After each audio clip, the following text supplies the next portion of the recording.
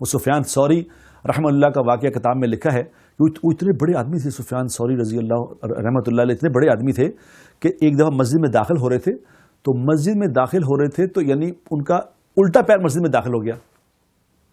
الٹا پیر داخل ہوا تو غیب سے ان کو آواز آئی کہ کس طرح سور کی طرح مسجد میں داخل ہو رہے ہو. سور کہتے ہیں بیل کو. وہیں سے ان کا نام پڑ گیا سفیان ثوری. کتنے بڑے انسان ہوں گے بتائیں. ایک دفعہ وہ جو اس وقت کا بادشاہ تھا، اس نے کسی بات پہ فتویٰ دیا. انہوں نے کہا کہ اس نے غلط فتویٰ دیا ہے تو میں اس کو قتل کروں گا. تو بادشاہ مدینہ منورہ سے چل پڑا. مدینہ منورہ سے چلا اور کسی نے آ کے ان کو بتا دیا. حرم میں بیٹھے تھے، کسی نے بتایا کہ سفیان وہ بادشاہ چل پڑا ہے، اس نے کہہ دیا ہے کہ میں وہاں مکہ مکرمہ پہنچ کے تجھے قتل کروں گا.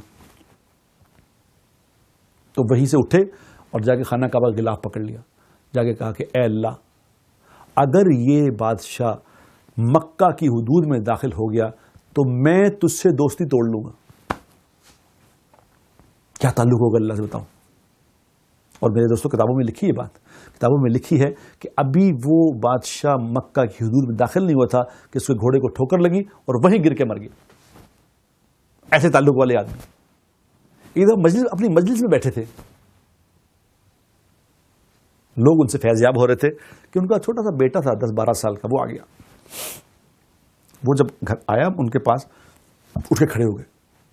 اس بیٹے کو اپنے پاس بٹھایا، ساتھ بٹھایا اور ساتھ محفل کو اتنی دیر کے لیے برخاست کر کے اس سے باتیں کرتے رہے.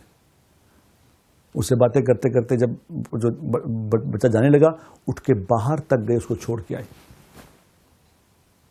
چھوڑ کے آگے بیٹھ کے پھر دوبارہ بات شروع کی. تو کسی نے کہا کہ حضرت یہ چھوٹا سا بچہ تھا آپ کا بیٹا تھا، آپ نے اتنی اس سے شفقت کی، اتنی محبت کی، ایسا اکرام کیا.